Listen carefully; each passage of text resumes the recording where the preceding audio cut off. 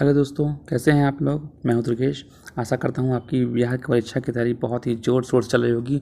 और अब ये बिहार की जो टीचर की परीक्षा है, कुछ ही दिन शेष हैं जिसमें आपको अच्छे तरीके से लग जाना है। और मैंने जैसा कि आपको बिहार की जो पूरी इतिहास है, चाहे प्राचीन, मध्य और आधुनिक इतिहास, वो मैंने आपको 2 पार्ट में दे दी है।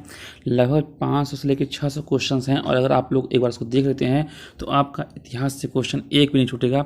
और जैसा कि हमने वादा किया है, पूरे घटना चक्र को हम लोग कंप्लीट कराएंगे। इसमें ये तीसरा पार्ट जो कि दूसरा विषय भारतीय राज्य व्यवस्था हम शुरू करने जा रहे हैं। तो बिना टाइम गंवाए हम शुरू करते हैं। पहला प्रश्न है आपका, संविधान को 26 जनवरी के दिन लागू करने का निर्णय क्यों लिया गया था। इसका कारण देखिए, मैंने आपको बताया था कि जो कांग्रेस ने जो है 1929 में लाहौर का अधिवेशन हुआ था, उसके अंतर्गत 26 जनवरी 1930 को जो है स्वतंत्रता दिवस जो है मनाने का संकल्प लिया था पंडित जवाहरलाल नेहरू ने। कल के ही विषय में देखिए आपका कवर हुआ था। देखिए मिलान करना है कुछ, इसमें आपको मिलान करना है। तो देखिए इसमें संघीय सूची, राज्य सूची, समवर्ती सूची। संघीय सूची में आपके 97 हैं और वर्तमान में 98 हैं। राज्य सूची में 66 है, वर्तमान में 59 विषय हैं। और समवर्ती सूची में 47 विषय हैं, जो वर्तमान में जो है 52 है। तो कुल मिला के संघीय सूची आपकी जो है 100 के आसपास है। ठीक है, इस प्रकार से आप आगे बढ़िए। भारतीय संविधान में शामिल हैं कितने। देखिए भारतीय संविधान में जो है 395 अनुच्छेद, 22 भाग और 12 अनुसूचियां शामिल हैं। ठीक है, संविधान के जो मूल पाठ था उसमें 300, उसमें जो है आपका, एक सेकंड रुकिएगा दोस्तों, थोड़ा सा साइज कम कर लेते हैं। ठीक, तो ये जो आपका संविधान में देखिए, भारतीय संविधान में लगभग 450 से अधिक अनुच्छेद हैं, परंतु सभी मूल अनुच्छेदों के साथ ही उपखंड जोड़े गए हैं। ठीक है, इसलिए टोटल 22 भाग, 395 अनुच्छेद और 8 अनुसूचियां थीं। कब? जब भारत का संविधान लागू हुआ था। लेकिन अनुसूचियां जो है अनुसूचियां आपकी 8 से बढ़कर 12 हो गई हैं। तो टोटल आपका 395 अनुच्छेद, 22 भाग एवं 12 अनुसूचियाँ हैं। ठीक, आगे बढ़िए। निम्न शब्दों पर विचार कीजिए, सही शब्दों का विचार के अनुसार क्रम दीजिए। देखिए भारतीय संविधान में आप जब प्रस्तावना पढ़ते हैं तो भारत को एक लोकतंत्रात्मक, धर्मनिरपेक्ष, सार्वभौम, समाजवादी, धर्मनिरपेक्ष, लोकतंत्रात्मक गणराज्य के रूप में घोषित किया गया है। ठीक है, तो इस प्रकार से जो है आपका सबसे पहले जो भी आएगा इसमें सी, पहले सार्वभौमिक आएगा, फिर आपका समाजवादी आएगा, फिर आपका जो है धर्मनिरपेक्ष आएगा और तब बाद में लोकतंत्रात्मक आएगा। हम भारत के लोग भारत को एक संपूर्ण प्रभुत्व संपन्न धर्मनिरपेक्ष बनाने के लिए, ठीक इस प्रकार से जो हम पढ़ते हैं, तो इसमें जो है भारतीय संविधान में जो है एक क्रम दिया था हम लोगों को। ठीक, क्रम तो समाजवादी, धर्मनिरपेक्ष, लोकतंत्रात्मक गणराज्य। ठीक है, समाजवाद, धर्मनिरपेक्ष, लोकतंत्रात्मक गणराज्य के रूप में घोषित किया गया है। ठीक है, और ये जो पंथ निरपेक्ष था, इस शब्द का उल्लेख नहीं किया गया है। ठीक, सॉरी, पंथ निरपेक्ष का ही उल्लेख किया गया है, धर्मनिरपेक्ष का उल्लेख नहीं किया गया। ठीक है, पंथ निरपेक्ष और धर्मनिरपेक्ष में अंतर होता है दोस्तों। भारतीय संविधान में कितने अनुच्छेद हैं आपने समझा, 300। भारतीय संविधान में जो है आपके 400 से अधिक अनुच्छेद हैं, लेकिन टोटली आपके 395 हैं। ठीक, भारतीय संविधान की प्रस्तावना में समाजवादी शब्द किस संशोधन के अंतर्गत जोड़ा गया। तो 42वें संविधान संशोधन 1976 द्वारा जो है समाजवादी, पंथ निरपेक्ष और अखंडता, इन 3 शब्दों को जोड़ा गया था। ठीक है, समाजवादी, पंथ निरपेक्ष और अखंडता को 42वें संविधान संशोधन 1976 के द्वारा जोड़ा गया था। एक नया राज्य बनाने में संवैधानिक संशोधन के लिए कैसा बहुमत चाहिए। तो एक नया राज्य बनाने के लिए जो है लगभग जो है साधारण बहुमत चाहिए होता है। ठीक है, साधारण मतलब होता है 1/2। ठीक है, भारतीय संविधान में संशोधन करके शिक्षा का अधिकार कब जोड़ा गया। तो शिक्षा का अधिकार आपका 1 अप्रैल 2010 को शुरू किया गया था। 86वें संविधान संशोधन अधिनियम 2002 के द्वारा भाग 3 में, जो कि मूल अधिकार है, उसमें अनुच्छेद 21A जोड़ा गया, जिसके अनुसार राज्य में 6 से 14 वर्ष की आयु के सभी बालकों को निःशुल्क जो है अनिवार्य शिक्षा की व्यवस्था करेगी सरकार। और इस अनुक्रम में शिक्षा का अधिकार अधिनियम 2009 संसद में पारित हुआ, जो कि अप्रैल 2010 में जो है लागू हुआ। ठीक है दोस्तों, तो ये आप अच्छे समझ गए होंगे। चूँकि आप लोग बिहार टीचर बनने वाले हैं, तो इस प्रकार से शिक्षा के संबंधी जो भी फैक्ट रहेंगे वो आपको विशेषकर ध्यान देने होंगे। तो ये आपका 86वें संविधान संशोधन 2002 में जो है भाग 3 में 21 का ए जोड़ा गया। इसमें क्या कहा कि राज्य जो है 6 से 14 वर्ष की आयु के बालकों को निःशुल्क अनिवार्य शिक्षा देगी। और इसी क्रम में जो है शिक्षा का अधिनियम आया अधिकार का, वो 2009 में आया, और जो कि अप्रैल 2002 से 10 से जो है लागू हुआ था। ठीक है, आगे देखिए, निम्न में से कौन सा एक मानव अधिकार भारतीय संविधान के अंतर्गत मौलिक अधिकार भी है? तो वो आपका जो है, देखिए भारत मानव अधिकार की बात कर रहा है, मानव अधिकार। तो भारतीय संविधान के अनुच्छेद 19(1) का जो ए है उसके अनुसार सभी नागरिकों को वाक एवं स्वतंत्रता और अभिव्यक्ति का स्वतंत्रता का अधिकार प्राप्त है। सूचना का अधिकार अभिव्यक्ति के अधिकार में निहित है। ठीक, इसका सूचना का अधिकार क्या है? अभिव्यक्ति के अधिकार में है और ये मूल अधिकार है। इसके साथ ही सूचना का अधिकार मानव अधिकार भी है। शिक्षा का अधिकार भी 86वें संविधान संशोधन के तहत जोड़ दिया गया है। तो कुल मिलाकर इसमें शिक्षा और सूचना ये दोनों जो है आपके मूल अधिकार में शामिल हैं, इसलिए इसके जो है 2 आंसर होने चाहिए, इसलिए इसमें ऑप्शन आंसर जो है नहीं दिया गया है। उन मौलिक अधिकारों का चयन करें जो भारतीय नागरिकों को प्राप्त है परंतु गैर नागरिकों को नहीं प्राप्त है। देखिए जो आपके जो है मूल अधिकार जो केवल भारतीयों को प्राप्त हैं वो आपका जो है 15, 16, 19, 29 और 30, ये जो आर्टिकल है 5 आर्टिकल जो हैं ये केवल भारतीयों को प्राप्त हैं। बाकी जो है जिससे और मूल अधिकार हैं, जैसे 14 हो गया, 17 हो गया, 18 हो गया, ये सबको है। तो 15, 16, 19, 29, 30 के केवल जो है भारतीय नागरिकों को प्राप्त है। तो देखिए इसमें जो है ये भाषा एवं अभिव्यक्ति की स्वतंत्रता जो आपका आर्टिकल 19 में आता है। कानून के समक्ष समता आपका 14 में आता है, तो ये तो नहीं होगा। अल्पसंख्यकों का अधिकार 29 में आता है, ये भी नहीं होगा। जीवन और स्वतंत्रता की रक्षा, तो इसमें जो है आपका देखिए भारतीय संविधान के भाग 3 में वर्णित मौलिक अधिकार 19 जो है वाक एवं अभिव्यक्ति की स्वतंत्रता और अनुच्छेद 29 अल्पसंख्यक वर्गों के हितों का संरक्षण मात्र भारतीयों को प्राप्त है। ठीक है ना। तो इसमें जो है आपका ऑप्शन जहाँ तक है कुछ गलत लग रहा है मुझे इसमें ऑप्शन। देखिए पहला तो होगा, दूसरा नहीं होगा। ठीक है, और अल्पसंख्यकों को अधिकार ये होगा। ठीक है, और जीवन और स्वतंत्रता का अक्षर ये नहीं। तो आपका पहला और तीसरा इसको तो होना चाहिए, इसका आंसर होगा ए। ठीक है, आगे बढ़ते हैं।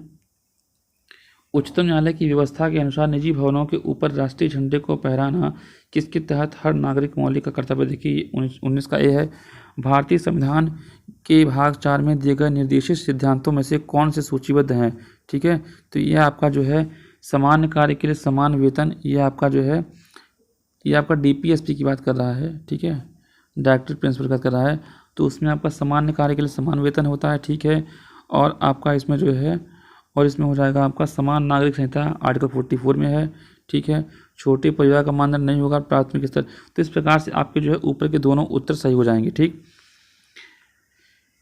देखिए यहाँ लिखा भी गया है कि अनुच्छेद 39D में जो है समान कार्य के लिए समान वेतन और 44 में जो है समान नागरिक संहिता है। ठीक है, अनुच्छेद 350 का में जो है प्राथमिक स्तर मातृभाषा में शिक्षा देने का विशेष निर्देश करता है। ठीक है, जो कि 4 का हिस्सा नहीं है। ठीक है, श्रीमती प्रतिभा पाटिल का भारतीय गणतंत्र के राष्ट्रपति के रूप में कौन सा स्थान था? देखिए श्रीमती प्रतिभा पाटिल भारत की पहली महिला राष्ट्रपति थी, इसलिए महत्वपूर्ण है।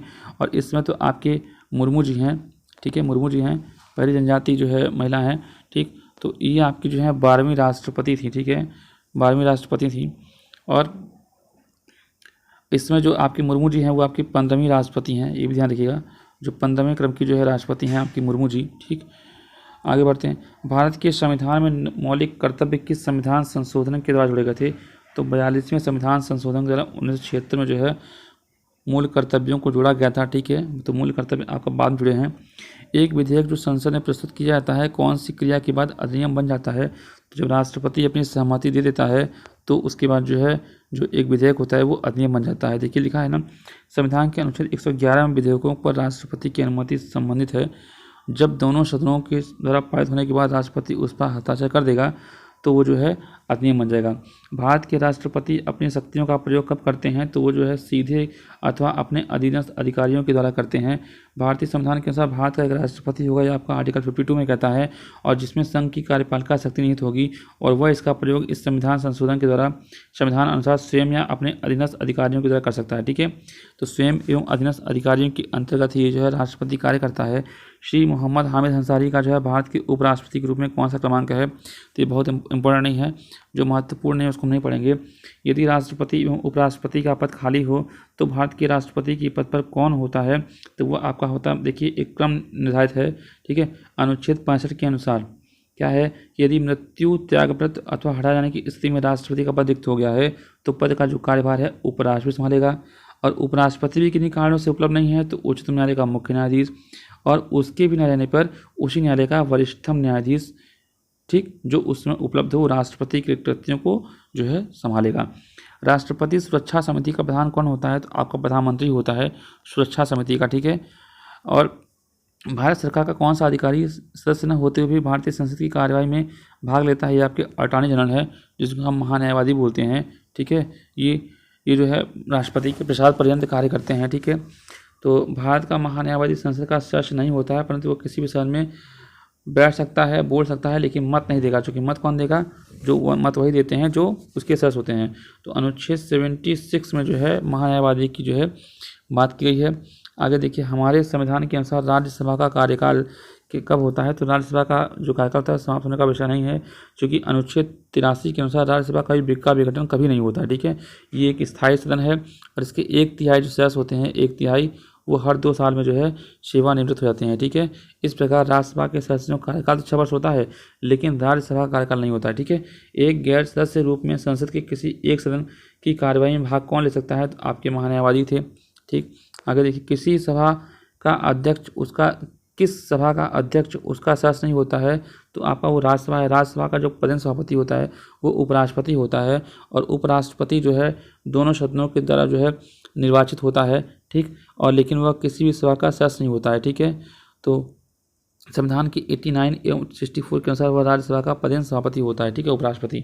एक एमपी जो मेंबर ऑफ पार्लियामेंट है उसकी सीट रिक्त घोषित की जा सकती है यदि वह सदन से लगातार कितने अवधि के लिए अनुपस्थित रहता है? तो वो आपका जो है 2 माह, ठीक है ना।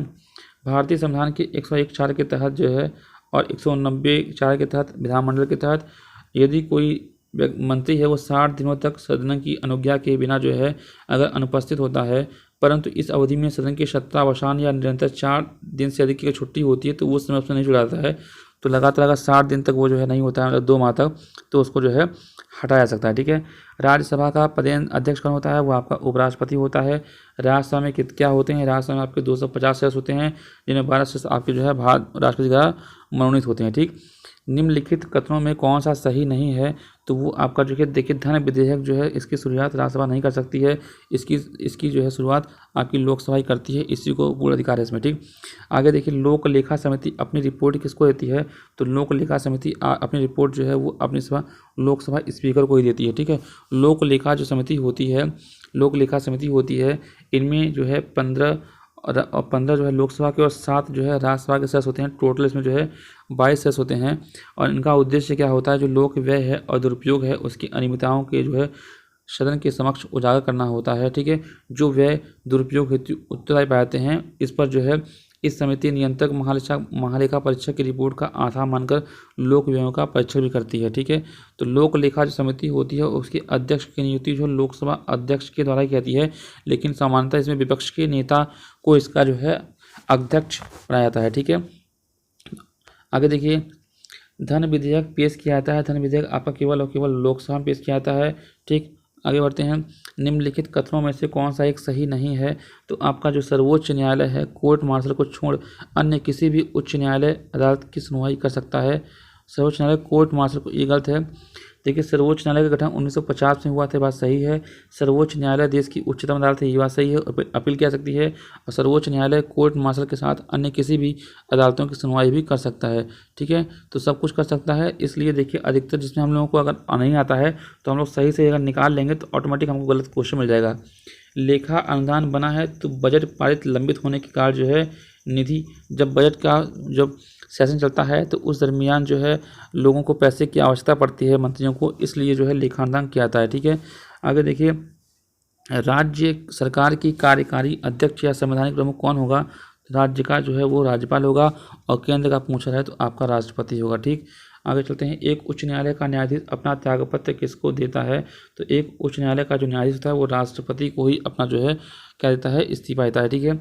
उच्च न्यायालय का जो न्यायाधीश है अपने पद की शपथ लेने के बाद 62 वर्ष तक अपने पद पर कार्य करता है, और इसके पूर्व अगर वो हटना चाहे तो राष्ट्रपति को अपने हस्ताक्षर युक्त द्वारा अपना पद त्याग कर सकता है, ठीक।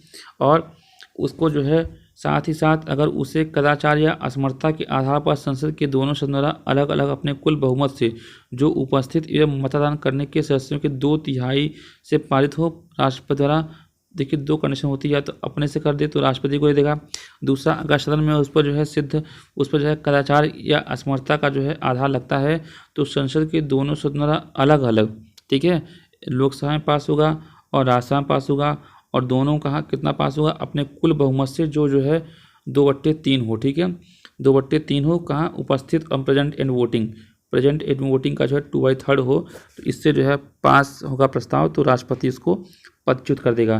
भारत में मोबाइल कोर्ट इसके मानस पुत्र किसे कहा जाता है, तो इसको मानस पुत्र आपको श्री APJ अब्दुल कलाम को ही कहा जाता है।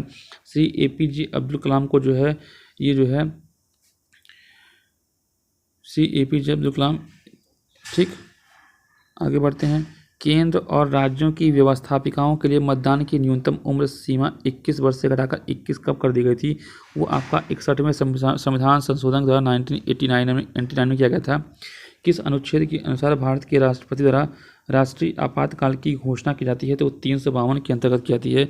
देखिए इसमें क्या प्रावधान होता है, आप देख लीजिए, ये बहुत महत्वपूर्ण है। 3 तरीके के आपातकाल होते हैं, एक 352, एक 356, एक 360, ठीक।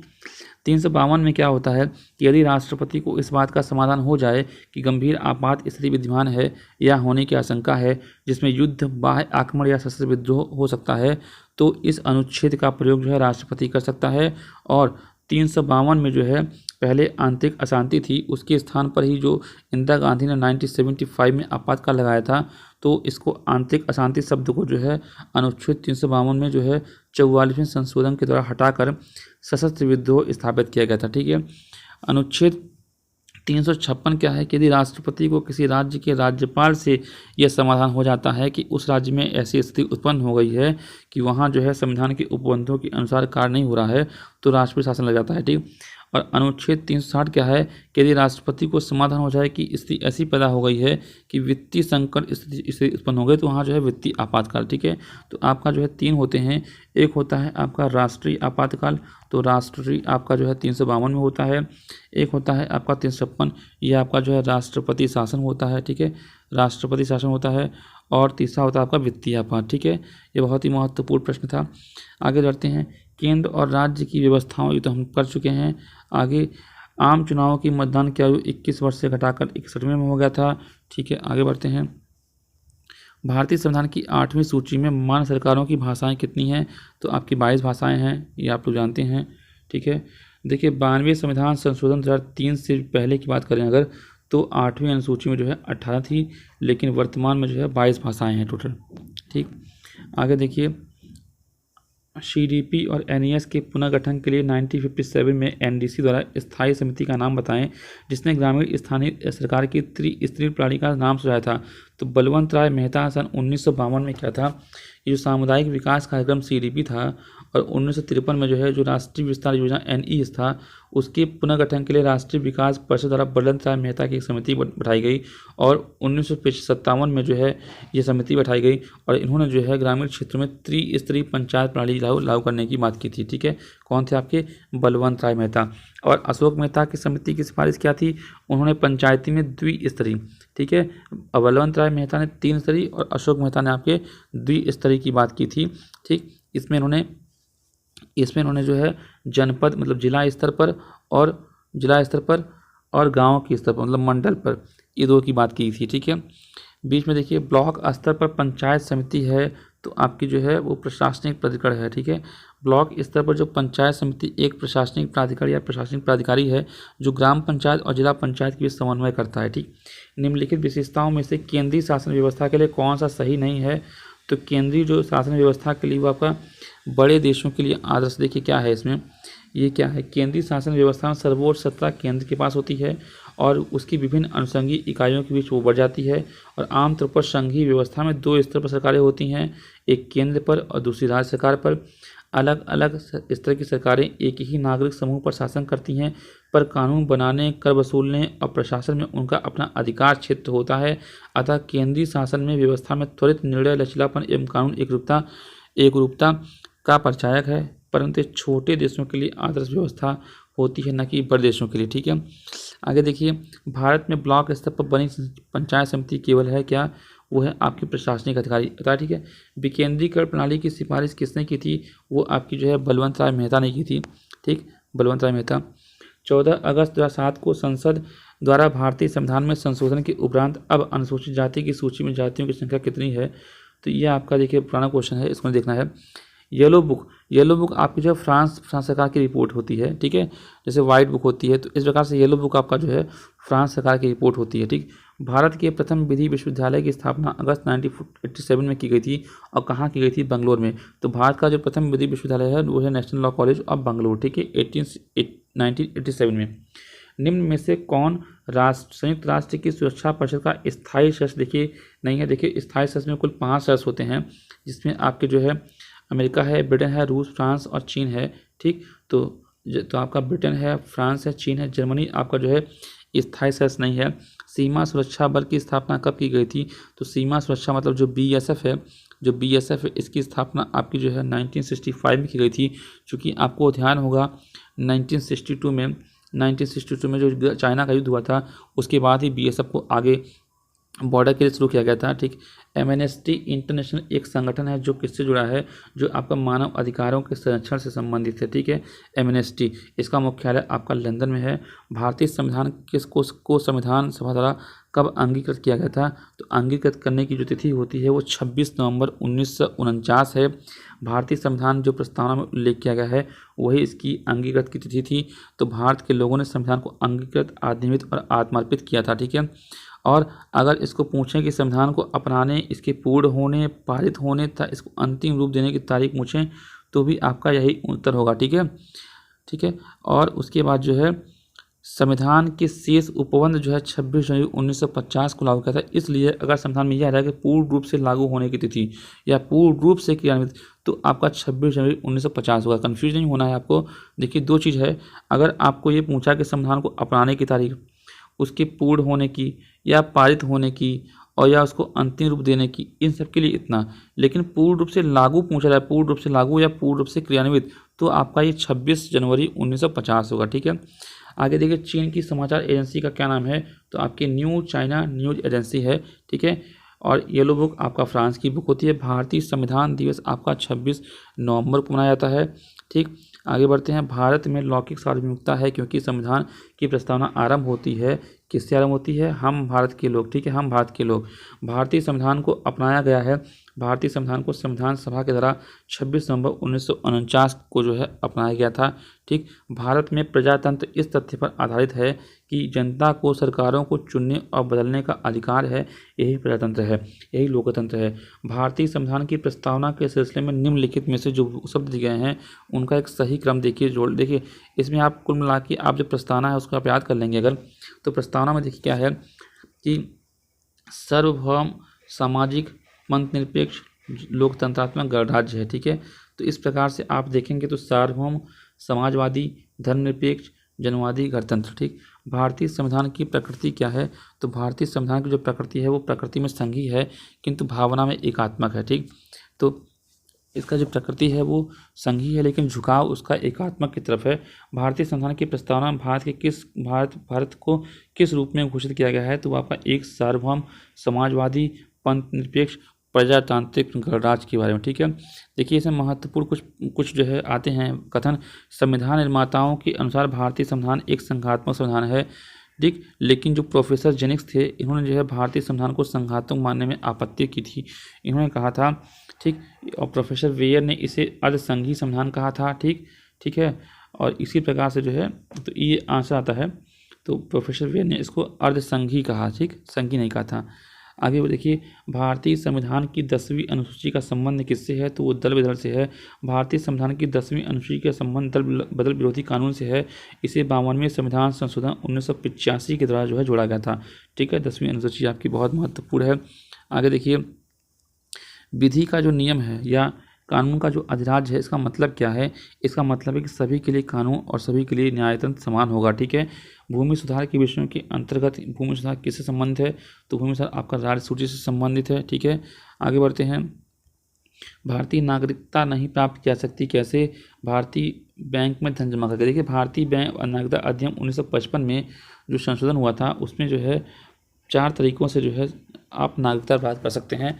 एक जन्म के द्वारा, एक देशीकरण के द्वारा, या किसी भी भूभाग में सम्मेलन के द्वारा या किसी अधिवास या रजिस्ट्री के द्वारा। ठीक है, ये आपका जो है तरीका होता है। ये बैंक में जो है धन जमा करने से आप किसी देश के नागरिक नहीं बन जाते।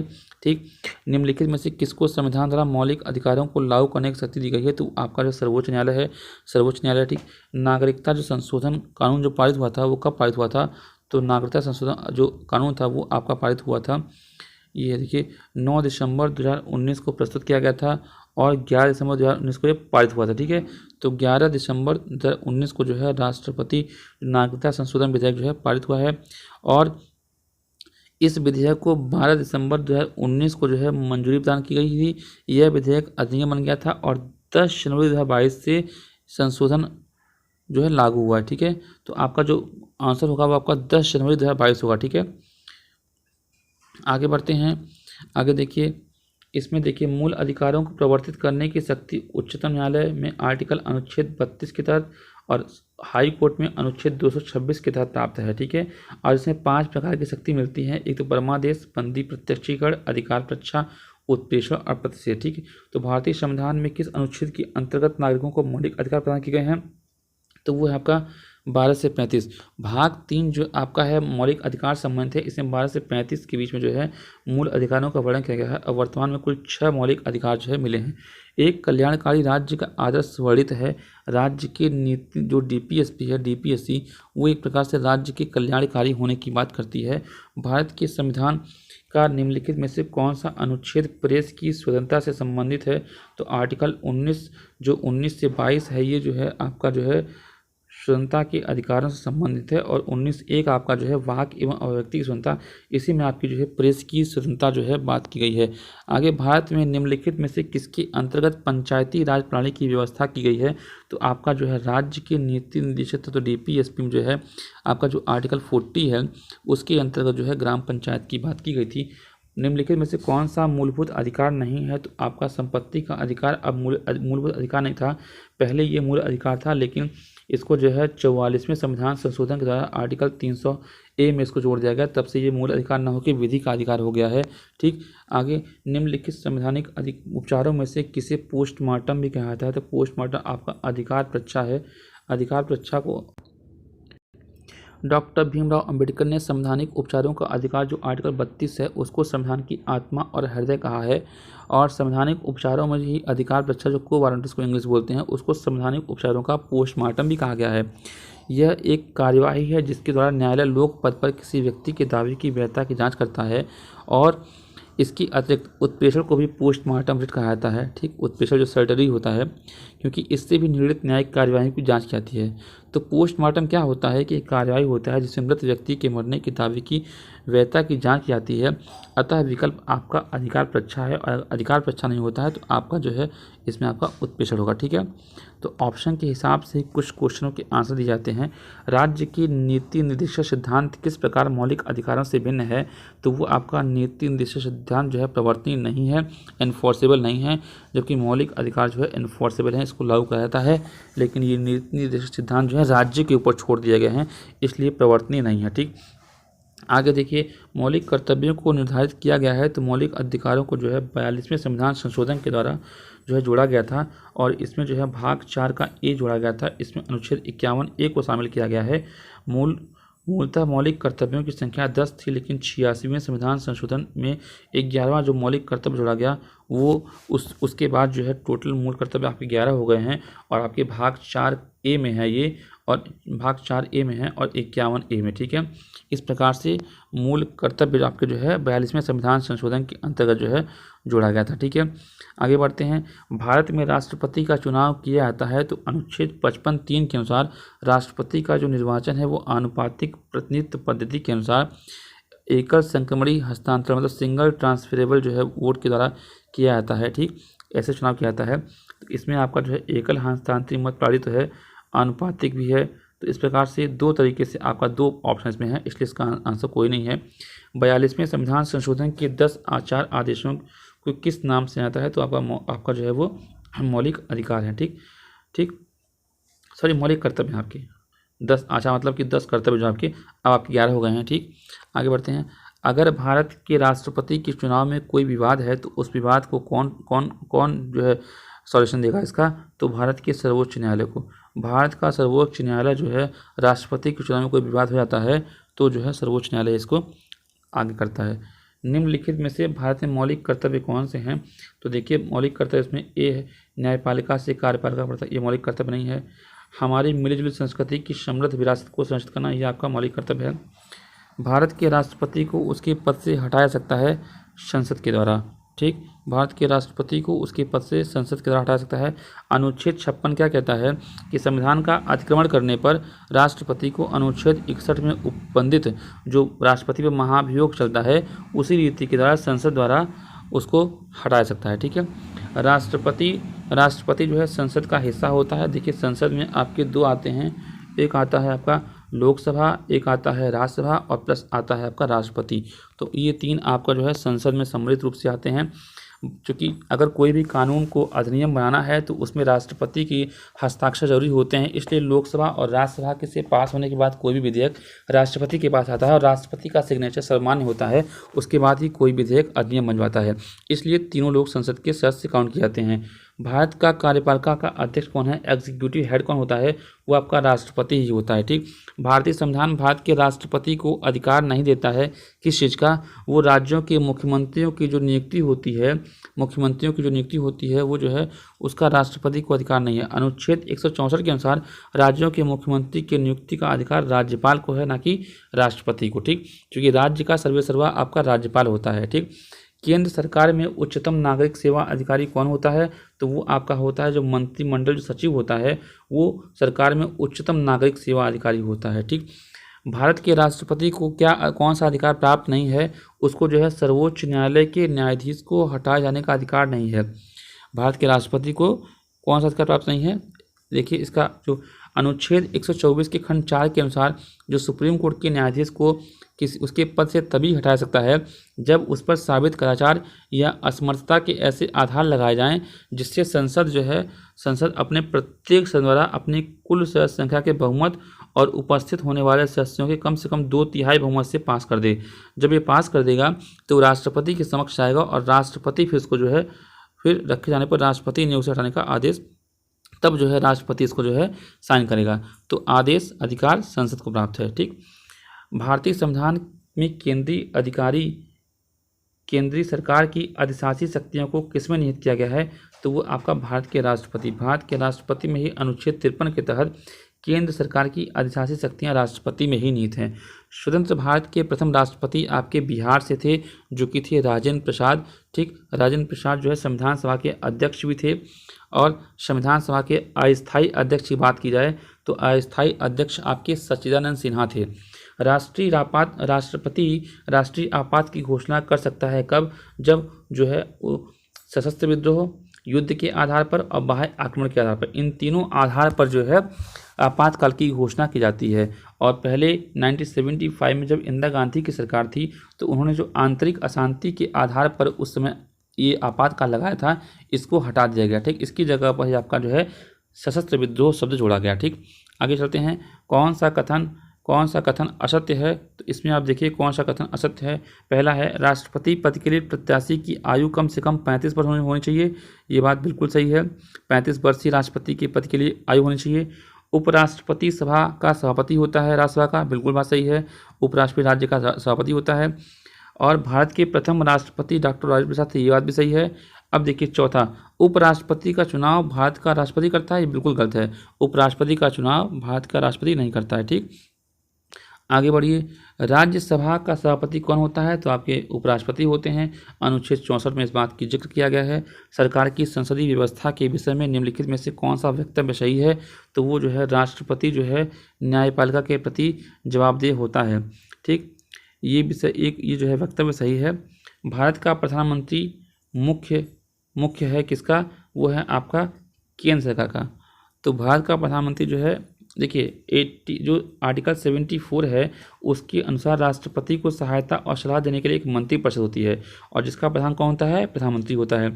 हमारा संविधान मंडलीय प्रणाली को मानता रहता है। इस प्रकार भारत का जो प्रधानमंत्री होता है वो केंद्रीय सरकार का प्रमुख होता है।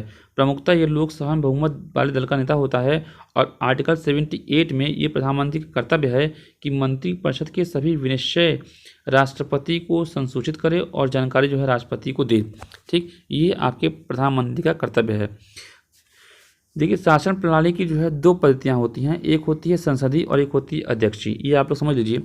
जो भारत में जो ग्रेट ब्रिटेन में जिस तरीके की संसदीय व्यवस्था है उसको अपनाया गया है। ठीक, भारत में ग्रेट ब्रिटेन की संसदीय व्यवस्था को अपनाया गया है और जिसमें क्या है कि संसदीय सदन में क्या होता है कि जो शासन व्यवस्था है उसमें व्यवस्थापिका के सदस्य ही कार्यपालिका का गठन भी करते हैं। ठीक, और कार्यपालिका व्यवस्थापिका के प्रति उत्तरदायी होती है। ठीक, ये आपकी संसदीय प्रणाली है। संसदात्मक शासन व्यवस्था में कार्यपालिका विधायिका द्वारा नियंत्रित होती है तथा राष्ट्रपति जो है न्यायपालिका के प्रति जवाबदेह बिल्कुल नहीं होता है। ठीक, ये आपकी संसदीय प्रणाली है। आगे, संघीय मंत्रिपरिषद के मंत्री किसके प्रति उत्तरदायी होते हैं? वो आपके केवल लोकसभा के प्रति उत्तरदायी होती हैं। देखिए, आर्टिकल जो 75 का 3 है उसके अनुसार बात की गई है कि मंत्रिपरिषद सामूहिक रूप से लोकसभा के प्रति उत्तरदायी होंगे। ठीक है, भारत का प्रधानमंत्री किसके प्रति जवाबदेह होगा? तो भारत का जो प्रधानमंत्री है वो आपका लोकसभा के प्रति, चूँकि लोकसभा का ही सदस्य है ये। मंत्रिपरिषद भारतीय राजनीतिक व्यवस्था में कार्यपालिका के अधीन रहकर कौन कार्य करता है? तो वो आपका विधायिका। जो विधायिका होता है वो भारतीय राजनीतिक व्यवस्था में कार्यपालिका जो है विधायिका के अधीन रहकर कार्य करती है। ठीक, संविधान के मंत्रिमंडल शब्द का प्रयोग एक ही बार किया गया है और वो किसमें किया गया है? वो आपका आर्टिकल 352 में किया गया है। संविधान में जो है मंत्रिमंडल शब्द का प्रयोग अनुच्छेद 352 में किया गया था और इसके अनुसार राष्ट्रपति जब आपातकाल की घोषणा करेगा तो उस पर जो है मंत्रिमंडल जो है लिखित रूप से अपना जो है संसूचित करेगी। उसी के अंतर्गत जो है मंत्रिमंडल शब्द का प्रयोग किया गया है। भारत सरकार को कानूनी विषयों पर कौन परामर्श देता है? तो भारत सरकार को जो है कानूनी विषयों पर आपका जो भारत के जो महान्यायवादी होते हैं वो करते हैं। तो संविधान के अनुच्छेद 76 के अनुसार जो है भारत सरकार को कानूनी परामर्श देने के लिए है जो अटॉर्नी जनरल जो होते हैं महान्यायवादी की नियुक्ति राष्ट्रपति की द्वारा की जाती है और जो सुप्रीम कोर्ट के जो न्यायालय होते हैं, न्यायाधीश होते हैं, उनकी जो है योग्यता रखने वाले व्यक्ति को ही महान्यायवादी नियुक्त किया जाता है। ठीक है, और यह भारत सरकार का प्रथम विधि अधिकारी होता है और राष्ट्रपति के प्रसाद पर्यंत पदार्थ करता है।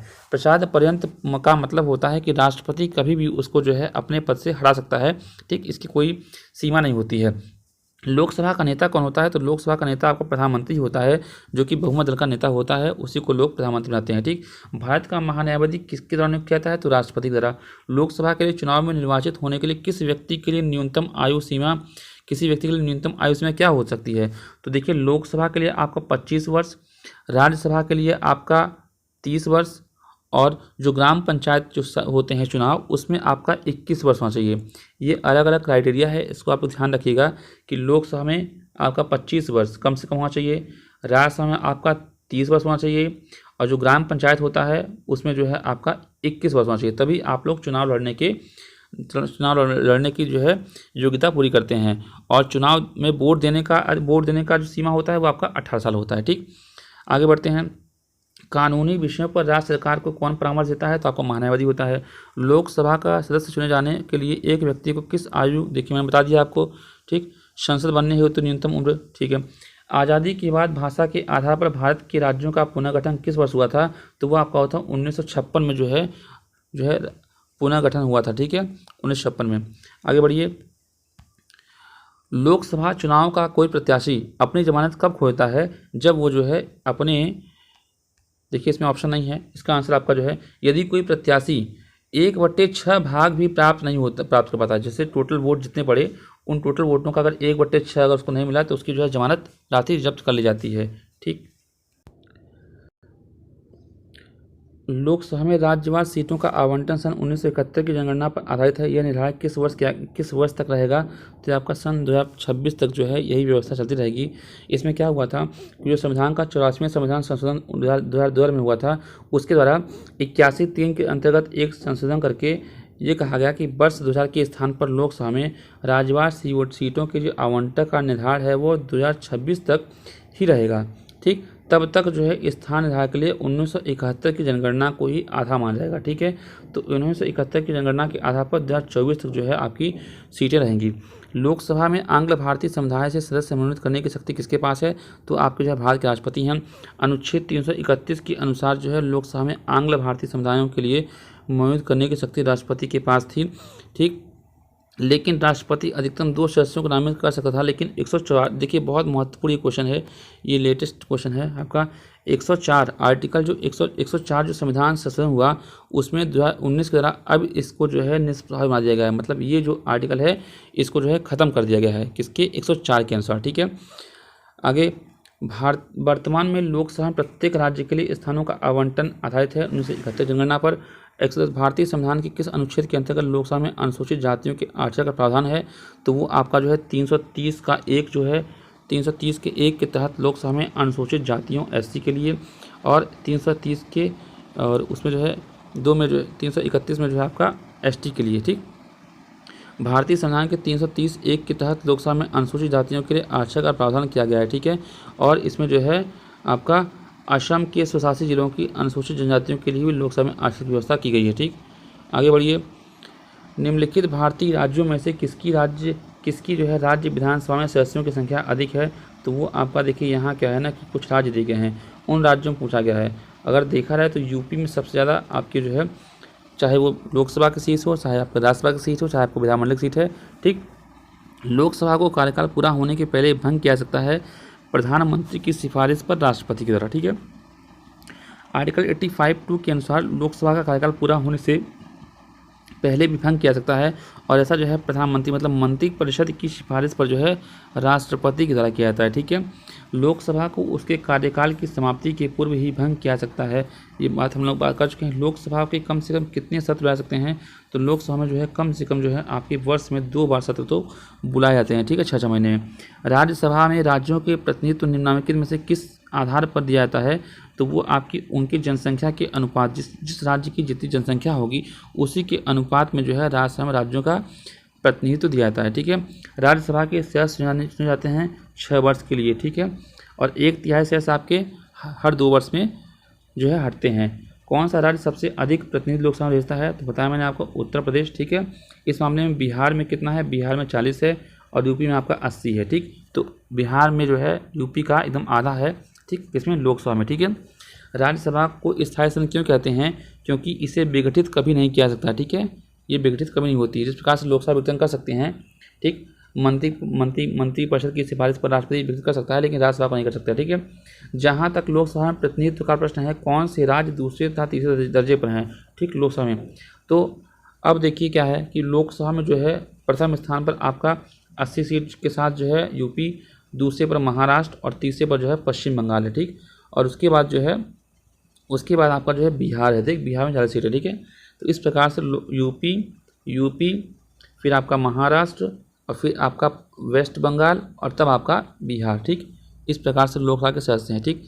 आगे बढ़िए। राज्यसभा को भंग करने का अधिकार किसे प्राप्त है? तो किसी को नहीं प्राप्त है, ठीक है। लोकसभा का पहला आम चुनाव कब हुआ था? ये आपका 1952 में हुआ था, ठीक है। राष्ट्रपति द्वारा राज्यसभा में कितने व्यक्ति को मनोनीत किया जाता है? तो आपके 12 व्यक्तियों को।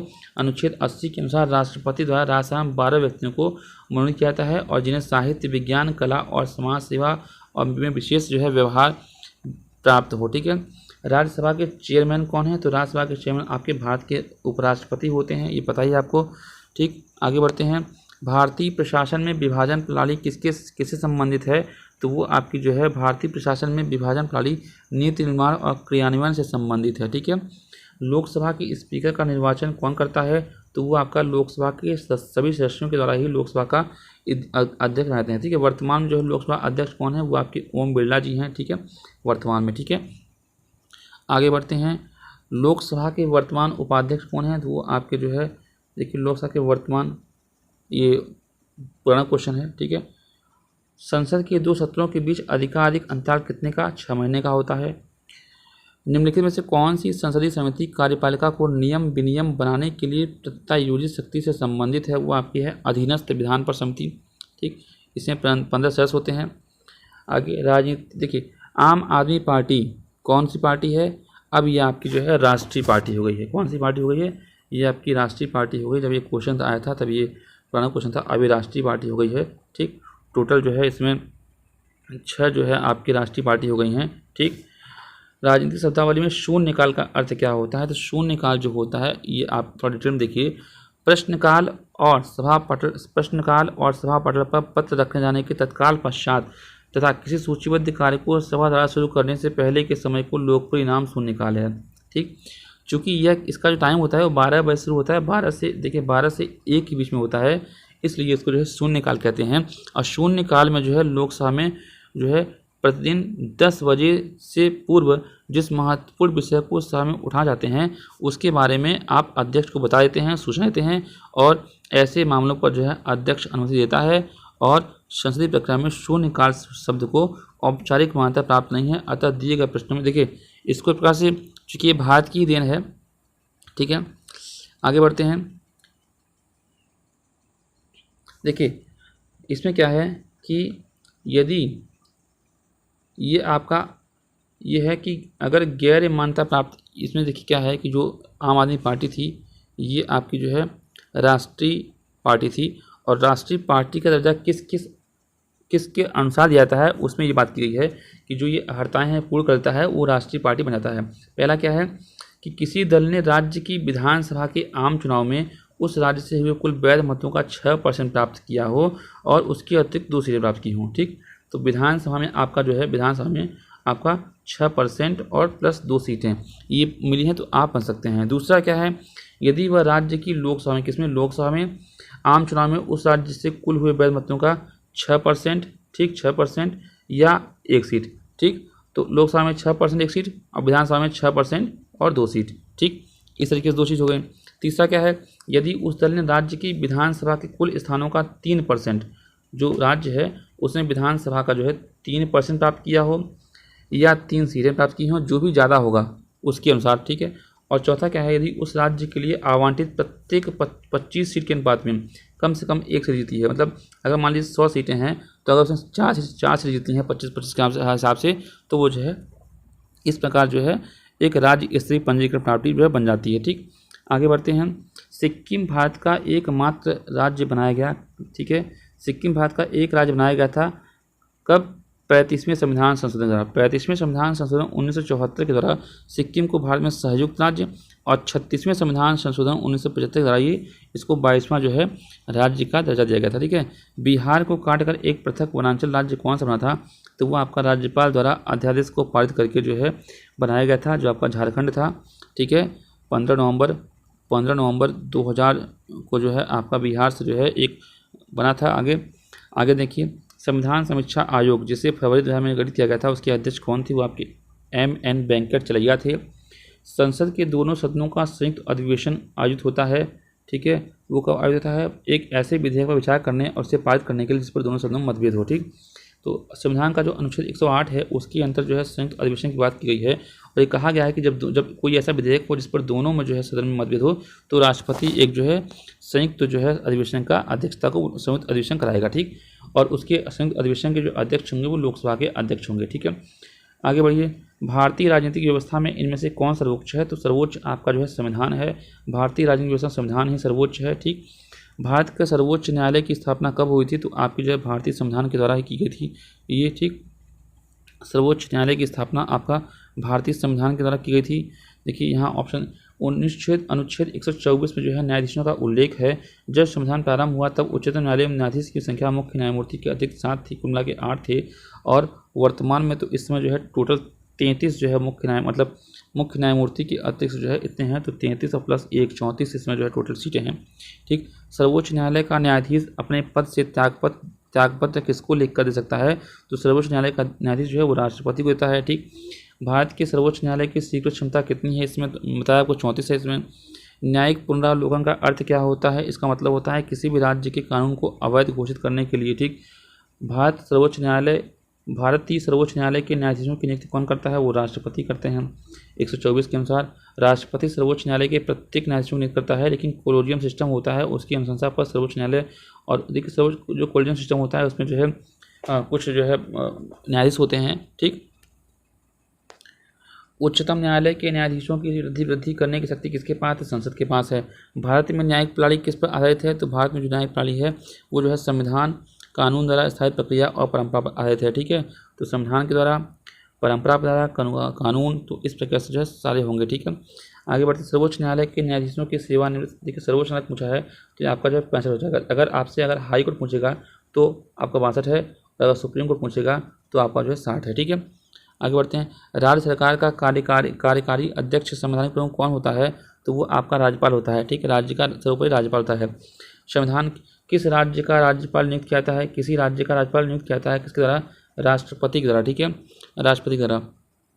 देखिए लिखा है किसी राज्य के राज्यपाल की नियुक्ति राष्ट्रपति के मुहर लगे आज्ञा पत्र के माध्यम से होती है और संविधान के भाग 6 के अनुच्छेद 153 से लेकर 168 तक जो है राज्य की कार्यपालिका का वर्णन है, जिसमें राज्यपाल, मुख्यमंत्री, मंत्रिपरिषद, अधिवक्ता इस प्रकार से जो है ठीक है, और राज्यपाल जो है राष्ट्रपति के प्रसाद पर्यंत पद धारण करता है। ठीक है, इसलिए इसके अलावा कभी भी राष्ट्रपति को संबोधित कर मतलब पद दे भी सकता है। ठीक है, भारत में राज्य विधान पालिकाओं का उच्च सदन कौन होता है? तो विधान परिषद होती है। ठीक है, विधान पालिका परिषद।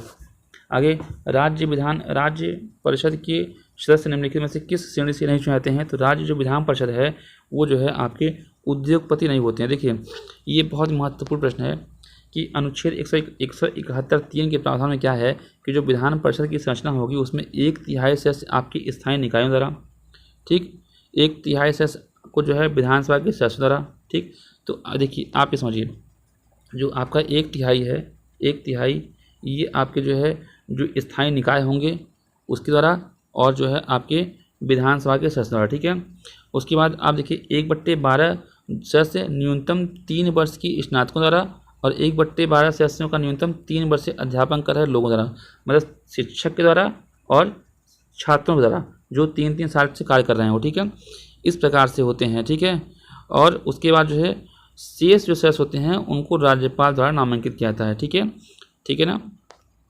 तो आप ये देख लीजिए कि अगर 1/3, 1/3, 1/12, 1/12 इस प्रकार से आप देखिए तो आपका बचता है 1/6। ठीक, 3, 3, 6। ठीक है, तो आप देखेंगे तो यहाँ आपका जो है हो जाएगा। ठीक है, तो 1/6 सदस्यों की जो है नियुक्ति कौन करता है? राज्यपाल करता है। ठीक, किसी राज्य में विधान परिषद की संरचना अथवा विघटन किया जा सकता है केंद्रीय संसद के द्वारा। ठीक है, 169(1) के अनुसार किसी राज्य में विधान परिषद की संरचना विघटन का अधिकार संसद को है। संसद ऐसा तभी कर सकेगी जब ऐसा प्रस्ताव राज्य विधानसभा की कुल सदस्य संख्या के बहुमत द्वारा और उपस्थित और मतदान करने वाले सदस्यों की संख्या के 2/3 बहुमत से पास होना अनिवार्य होगा। ठीक, उत्तर प्रदेश के राज्यपाल ने विधानसभा के सत्र के आयोजन के लिए इसके अध्यक्ष को निर्देश किया। ऐसा करने में वे उन अधिकारों का उपयोग कर रहे थे जो उनके पद में नहीं थे। किसके द्वारा? 175(2) के अंतर्गत। ठीक,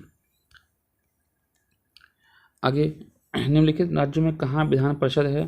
तो जो है विधान परिषद आपका जो है वर्तमान बिहार में है, महाराष्ट्र में है, कर्नाटक में है, यूपी में है, ठीक, आंध्र प्रदेश और तेलंगाना में है। इस प्रकार से 6 विधान परिषदें हैं। ठीक, कहाँ कहाँ है आपका? एक आपका यूपी, बिहार, महाराष्ट्र, कर्नाटक, आंध्र प्रदेश, तेलंगाना। ठीक, बाबरी मस्जिद राम जन्मभूमि का विवाद जो इलाहाबाद उच्च न्यायालय के समक्ष का प्रकार है, ये आपका स्वामित्व का अधिकार, स्वत्वातित्व का अधिकार, टाइटल सूट है। ठीक है, आगे भारतीय संविधान के निम्नलिखित अनुच्छेद में से कौन राज्य की विधानसभाओं के निर्वाचन का प्रावधान प्रस्तुत करता है? तो अनुच्छेद 170 में जो है विधानसभा की संरचना की बात की गई है। अनुच्छेद 176 में राज्यपाल का विशेष अभिभाषण है। 178 में विधानसभा और अध्यक्ष और उपाध्यक्ष की बात की गई है। भारतीय संविधान का कौन सा अनुच्छेद भारतीय निर्वाचन आयोग की स्थापना करता है? तो आर्टिकल 324 जो है आपकी जो है ठीक, निर्वाचन आयोग। यदि किसी राज्य की विधानसभा का अध्यक्ष पद त्यागना चाहे तो उसे हमारा त्यागपत्र किसको देना होगा? तो वो जो है उपाध्यक्ष को। ठीक है, अध्यक्ष किसको देगा? उपाध्यक्ष को देगा। किस उच्च न्यायालय ने यह फैसला दिया है कि एक ही बार में 3 बार तलाक कहने से तलाक होना गैरकानूनी है? तो ये आपका इलाहाबाद उच्च न्यायालय ने दिया है। भारतीय संविधान कौन सा अनुच्छेद संवैधानिक प्रावधानों की संघीय राज्य विधान पालिकाओं द्वारा बनाए गए नियमों कानूनों पर प्राथमिकता प्रदान करता है? तो ये आपका जो 13 है। देखिए आर्टिकल जो 13 है, जो मूल अधिकार है, ये संविधान के 13 में यह प्रावधान है कि संघ व राज्य ऐसा कोई कानून नहीं बनाएंगे जो भाग 3 में प्रदत्त मौलिक अधिकारों को छीनती है, न्यून करती है। ठीक है, तो अनुच्छेद 32 में संवैधानिक उपचार का अधिकार है। अनुच्छेद 245 केंद्र व राज्य के मत समाज शक्तियों का विस्तार करता है। और 326 में जो है लोकसभा और विधानसभा का निर्वाचन वयस्क मताधिकार के आधार पर होना चाहिए। ठीक है, तो 326 में जो है ही वयस्क मताधिकार की बात की गई है। ठीक है, आगे चलते हैं। राज्य निम्नलिखित उच्च न्यायालयों में से कौन एक से अधिक राज्य और केंद्र प्रदेश के लिए है? तो आपका जो है ये जो गुवाहाटी और मुंबई। ठीक, ये आपका दो से ज़्यादा संबंधित राज्यों के लिए है। ठीक है, 159 क्वेश्चन है, निम्नलिखित में से कौन सा विषय समवर्ती सूची संबंधित। समवर्ती सूची आपका जो है जो शिक्षा है, ये शिक्षा आपका समवर्ती सूची का संबंध है, ठीक है। कृषि आपका जो है राज्य सूची संबंध है। पुलिस आपका राज्य से, रक्षा आपका जो है केंद्र सूची संघ सूची संबंध है, ठीक है। उस राजनीतिक दल का नाम बताइए जो मिलीजुली केंद्र सरकार का हिस्सा नहीं है लेकिन जिसका सदस्य 13वीं लोकसभा का स्पीकर चुना गया था। तो आपका तेलुगु देशम जो पार्टी है, ठीक। ये आगे देखिए, निम्न में से किस अनुच्छेद के अंतर्गत वित्त आयोग का गठन का प्रावधान किया गया है। तो आपका 280 के अंतर्गत किया गया है। भारत के विभिन्न राजनीतिक दलों को राष्ट्रीय या क्षेत्रीय दल का दर्जा देने का अधिकार किसको है। तो आपका चुनाव आयोग के है। आगे, भारत में संघीय वित्त आयोग संबंध रखता है तो राज्य एवं केंद्रों के बीच वित्त से, ठीक। जो संघीय वित्त आयोग है वो केंद्र और राज्यों के बीच वित्त से संबंधित है। वह दोनों के मध्य कर एवं अनुदानों के बारे में विभाजन के सिद्धांतों का सुझाव देता है, ठीक। भारत के राजनीतिक दलों के संबंध में निम्नलिखित में से क्या सही है। तो इसमें देखिए, ये जन प्रतिनिधित्व अधिनियम 1951 में जो है राजनीतिक दलों के पंजीकरण की बात की गई है और राजनीतिक दलों का जो पंजीकरण है वो निर्वाचन आयोग करता है और वह दल राष्ट्रीय दल होता है जो कम से कम 4 राज्यों में 6% मत प्राप्त करता है, ठीक। 4 राज्यों में 6% मत प्राप्त करता है वो राष्ट्रीय दल होता है और किसी राज्य या राज्यों से लोकसभा में 4 सीटें जीतता है, ठीक। वह लोकसभा में 3 विभिन्न राज्यों से 2% सीट प्राप्त करता है, ठीक है। इस प्रकार से क्या है कि 3 कंडीशन है जो कि राष्ट्रीय दल का दर्जा मिलता है। पहला क्या कि कम से कम 4 राज्यों से 6% मत प्राप्त हो जाए। दूसरा क्या है कि लोकसभा से 4 सीटें प्राप्त हो जाएं, ठीक। और तीसरा क्या है कि जो 3 विभिन्न राज्य हैं उनसे 2% सीट प्राप्त हो जाए। इस प्रकार वो जो है राष्ट्रीय दल का दर्जा मिलता है। योजना आयोग की स्थापना कब हुई थी। वो आपकी 15 मार्च 1950 को हुई थी और योजना आयोग एक संविधानेतर संस्था है, ठीक है। इसका गठन केंद्रीय मंत्रिमंडल की एक संकल्प द्वारा किया गया था, ठीक। आगे, निम्न में से किस वर्ष सरकारिया आयोग जिसे केंद्र सरकार संबंधों में परिवर्तन की संस्तुति का अधिकार दिया गया था ने अपना प्रतिवेदन जमा किया था। वो 1984 में, ठीक है। 1983 में जो है सर्वोच्च न्यायालय की सेवानिवृत्त न्यायाधीश थी सरकारिया की अध्यक्षता में ही आयोग बनाया गया था और केंद्र राज्य संबंधों की सिफारिश देने के लिए बनाया गया था और इसे 1984 में जो है अपना दिया था, ठीक। सुझाव, निम्नलिखित में से क्या संशोधन संविधान की 11वीं अनुसूची में शामिल नहीं है। तो जो ग्रामीण खेल है ये संविधान में शामिल नहीं है। जो संविधान की 11वीं अनुसूची है वो आपकी पंचायत का उल्लेख करती है। इसमें टोटल 29 विषय हैं और इसमें पुस्तकालय, ईंधन, चारा, तकनीकी प्रशिक्षण व्यवस्था, शिक्षा, पेयजल, ग्रामीण आवासन, लघुवन, उपज, मत्स्य उद्योग आदि विषयों में शामिल है। खेल की बात इसमें नहीं की गई है, ठीक। पंचायत का चुनाव कराने हेतु निर्णय किसके द्वारा लिया जाता है। तो आपका जो है वो लिया जाता है राज्य सरकार के द्वारा, ठीक है। राज्य सरकार के द्वारा पंचायतों की संविधान की 7वीं अनुसूची में राज्य सूची की प्रविष्टि 5 का विषय माना गया है और संविधान के अनुच्छेद 40 में पंचायतों के संबंध में राज्य को कानून बनाने का अधिकार दिया गया है, ठीक। इसकी गठन और चुनाव कराने का अधिकार राज्यों का है, ठीक। निम्नलिखित में से किसका निर्माण पंचायती राज व्यवस्था के तहत हुआ है। तो आप ग्राम पंचायत, ठीक। ग्राम पंचायत पंचायती राज लोकतंत्र विकेंद्रीकरण की व्यवस्था है और भाग 9 जो संविधान का भाग 9 है उसमें 243 से लेकर 243 ओ तक जो है पंचायत से संविधान का उल्लेख किया गया है। 1957 बलवंत राय मेहता ने जो है अपनी रिपोर्ट दी थी और इसमें जो है उन्होंने 30 पंचायती की बात की थी, ठीक। इसमें आपको ग्राम स्तर पर और ग्राम स्तर, ब्लॉक स्तर पर और जिला स्तर पर, ठीक। इस सिफारिश को जो है 2 अक्टूबर 1959 को स्वीकार किया गया था और नागौर में जो राजस्थान में पड़ता है वो पंचायती राज व्यवस्था का उद्घाटन पंडित जवाहरलाल नेहरू किया गया था, ठीक है। गौरतलब है कि 73वें संविधान संशोधन द्वारा 1992 में पंचायती राज संस्थाओं को जो है संविधान दर्जा प्राप्त हुआ, ठीक है। तो संविधान दर्जा आपका जो है 73वें संविधान संशोधन द्वारा 1992 में प्राप्त हुआ था, ठीक। पंचायती राज संस्थाओं को 29 कार्यों की सूची किस अनुच्छेद के तहत दी गई है। तो वो आपकी जो है 243D जो 243G है उसके अंतर्गत। भारतीय संविधान के निम्नलिखित अनुच्छेद में से कौन सा अनुच्छेद राज्य की सरकारों को ग्राम पंचायतों को संगठित करने का अधिकार देता है। तो आर्टिकल 40 है। सफलतापूर्वक कार्य हेतु पंचायती राज को पूरे सहयोग की जरूरत पड़ती है ये स्थानीय जनता की। तो ठीक है, निम्नलिखित में से कौन सा अनुच्छेद पंचायत की गठन के लिए राज्य सरकार को निर्देश देता है। तो 40 है। भारत में पंचायती राज प्रतिनिधित्व करता है किसका, इन सभी का, मतलब शक्तियों का विकेंद्रीकरण होता है, लोगों की हिस्सेदारी होती है, सामुदायिक विकास होता है। कुल मिलाकर स्थानीय सुशासन के लिए बहुत ही महत्वपूर्ण ये विकेंद्रीकरण है। सरकार की पंचायती राज प्रणाली की प्रमुख विशेषता क्या है। इसकी विशेषता क्या है कि पंचायती राज प्रणाली स्थानीय स्तर पर त्रिस्तरीय शासन की व्यवस्था करता है, ग्राम, ब्लॉक और जिला।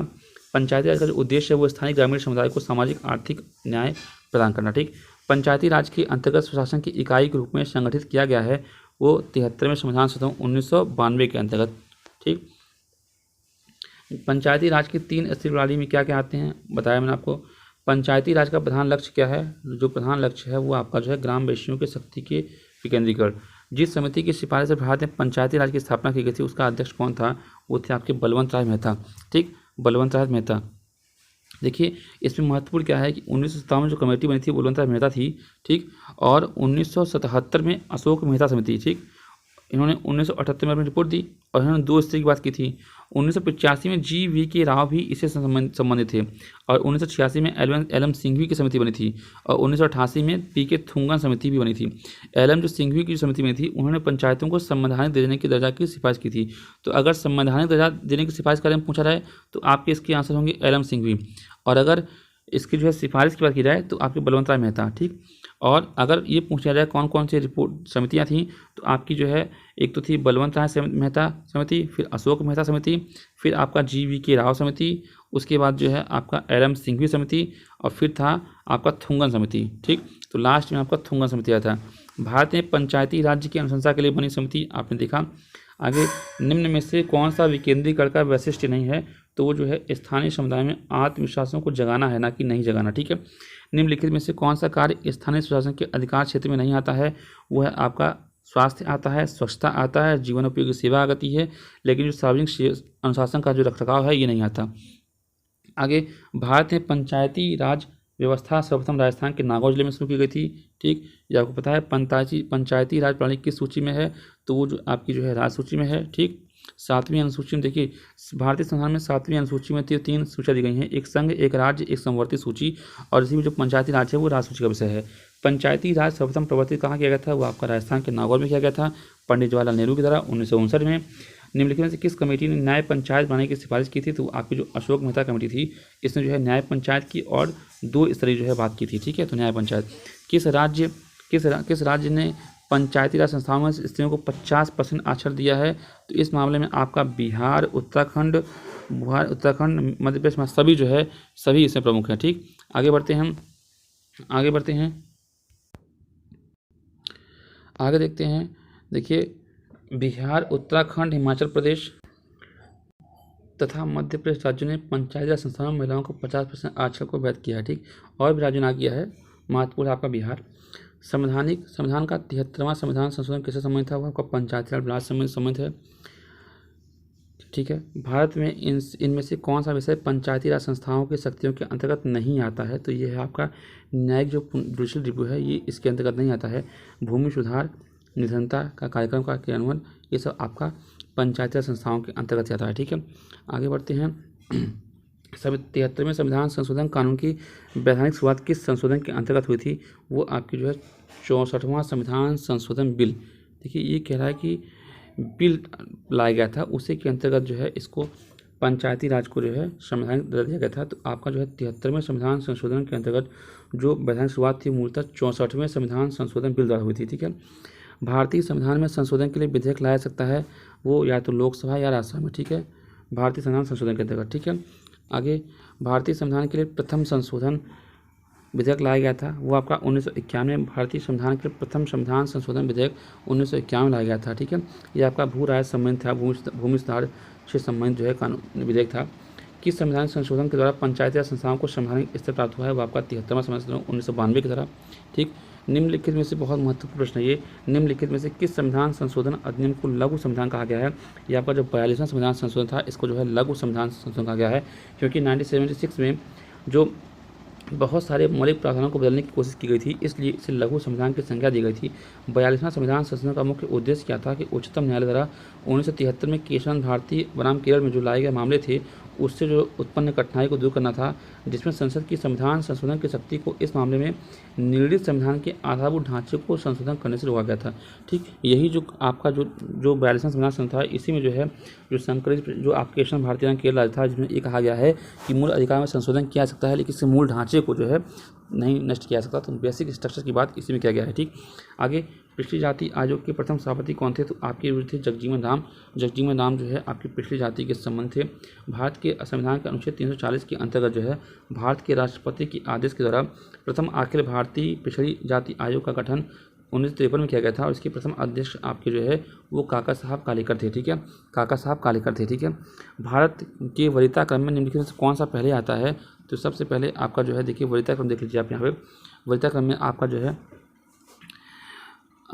ये जो अधिसूचना थी वो 26 जुलाई 1989 को जारी की गई थी। इसके अनुसार संघ लोक सेवा आयोग का अध्यक्ष यूपीएससी, मुख्य निर्वाचन आयुक्त, भारत के नियंत्रक और महालेखा परीक्षक की वरीयता क्रम समान है। किस पे है? 9 में है।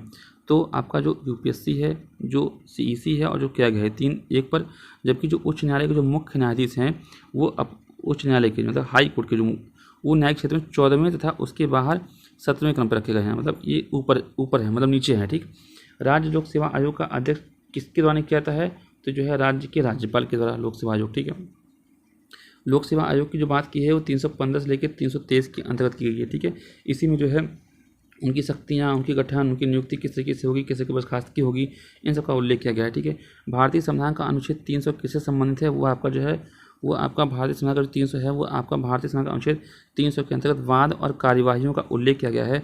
300 व्यापार है, वाणिज्य और समागम पर निर्बंध आरोपित करने की संसद की शक्ति को और अनुच्छेद को, और ठीक है। और जो अनुच्छेद 76 है भारतीय महान्यायवादी का उल्लेख करता है। भारत में मतदान के लिए प्रयोग किया जो मशीन थी वीपीएट वो क्या है? वो इसका मतलब कौन संस्करण है? तो आपका जो वीपीएट है वो आपका जो है M3 संस्करण है, ठीक है। निर्वाचन की समस्त प्रक्रिया और तंत्र का अधीक्षण करने के लिए संविधान द्वारा निर्वाचन आयोग के नाम से एक स्वतंत्र निकाय का जो है उपबंध किया गया और इसके जो है 326 में 24 में जो है ये किया गया उपबंध। इलेक्ट्रॉनिक वोटिंग मशीन के उपयोग ने निर्वाचन प्रणाली को पारदर्शी, सरल, सहज बना दिया है। पारदर्शी व्यवस्था की आधिकारिक पुष्टि के लिए निर्वाचन आयोग द्वारा voter verified paper audit trail, देखिए इसका फुल फॉर्म क्या है? Voter verified paper audit trail है। इसके अंतर्गत ही वर्तमान समय में जो है चुनाव कराए जाते हैं, ठीक। इस प्रकार से आगे देखिए ये आपका जो है देखिए आपका जो है घटना चक्र जो आपका बिहार का निकला हुआ है वो आपका राज्य व्यवस्था कंप्लीट हो गया है। तो दोस्तों इस जो है सीरीज में हम लोगों ने इस पार्ट में हम लोगों ने राज्य व्यवस्था कंप्लीट किया है, पॉलिटी को। आगे हम लोग जो है सामान्य भूगोल के बारे में चर्चा करेंगे, क्योंकि आज जो परीक्षा के दिन बहुत काफ़ी कम ही बचे हुए हैं और इसके अंतर्गत हम लोग को बहुत तेज़ी से इन चीज़ों को रिवाइज करना पड़ेगा और 1 से 2 बार इसको जरूर देखना पड़ेगा, तभी हम लोग जो है प्रश्नों को अच्छे से अटेंड कर पाएंगे और अपनी एक फीट पक्की कर पाएंगे। दोस्तों कैसा लगा आपको वीडियो? और आपको अगर पसंद आ रहा हो तो आप सब्सक्राइब कीजिए और जिन भाई को आवश्यकता है आप उनको शेयर कीजिए। और दोस्तों इस बने रहिए चैनल पर, और कल आपको फिर जो है भूगोल की जो है आपका घटना चक्र कंप्लीट कर जाएगा, ठीक है। तो अब मैंने आपको इतिहास और पॉलिटी कंप्लीट कर दिया है। अब हम लोग आगे जो है भूगोल की चर्चा करेंगे, ठीक है दोस्तों। नमस्कार।